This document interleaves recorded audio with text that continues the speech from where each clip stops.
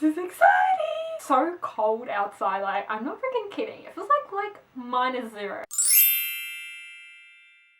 Hi everyone, Miranda here! First off today, I'd love to thank Hotkey Books. A while back they sent me like 6 books to review and I still have to get on them. Both of the books I'm reviewing today I decided to put together because they're both set in the 1800s, number 1, and number 2, they're both like historical books that actually were based off real events. If that sounds boring enough, it's not, because believe me, these 2 books were very highly addictive. The first book I'm going to get to today is Liberty's Fire by Syson.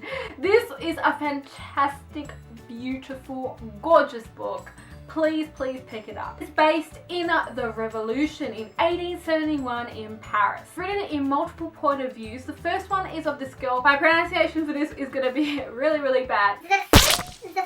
Yeah, it's just, it's really, yeah, I can't pronounce it. She has nothing in life. Her grandma has just died. She basically is on the streets. Like, she nearly becomes a prostitute. Things are that bad for her. And especially in this time with the revolution and the war going on, it's just difficult. It's difficult to make a living. It's difficult to find a job. It is then from here that she meets young violinist Rattle.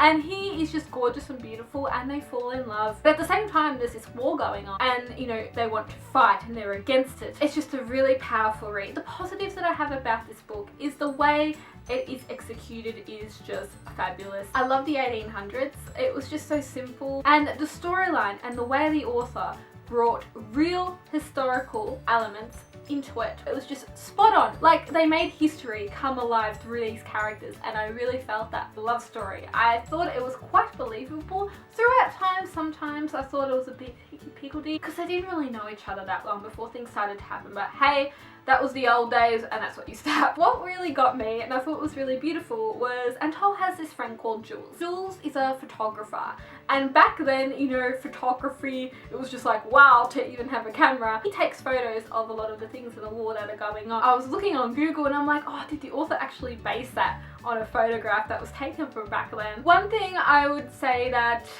might put a few people off when reading this book is the history itself. It can get at times quite overwhelming. A lot can be going on. I would suggest maybe to do some research of this time in Paris before you read the book, just to kind of get some knowledge, because then you'll kind of understand it a bit better. Other than that, I rate this book a 4.5 out of 5. Thank you so much to Hotkey Books for sending this to me, and make sure that you pick it up. The Quietness. Now this is by Alison Rattle. I got through this so quickly. It's only like 200 and something pages long. I was not expecting to get into it at first. Based in London in the 1870s, this goes off true events. If women used to get pregnant, sometimes they used to sell their babies to baby farmers. So then once the woman had the baby in these houses, they'd go back to normal life and pretend like nothing happened. Now these baby farmers, after the women left, either used to sell the babies or they used to, you know, give them off to, you know, couples that have been wanting children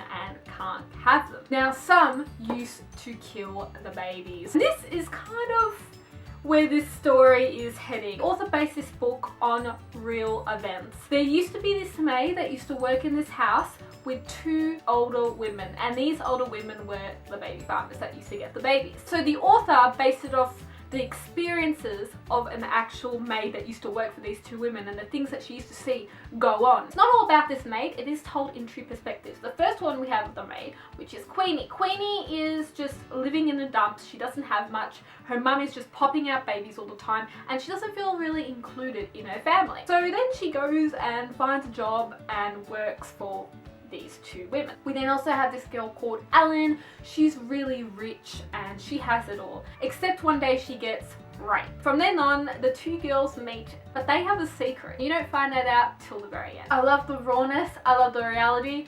I love what this book is all about. Like, I just love it. I could see Queenie's real struggle to get on in life, and it was so amazing how, you know, she really had nothing, but then once she started earning her own money, she found joy in just buying like a ribbon for herself. Alison, the other girl, changes so much in this book. She starts off really, and then by the end of it, she has a change of heart on a lot of things in her life, and especially when the 2 girls meet and the friendship that they start to have is just gorgeous. It is a bit dark towards the end. One thing I didn't really get was the very end.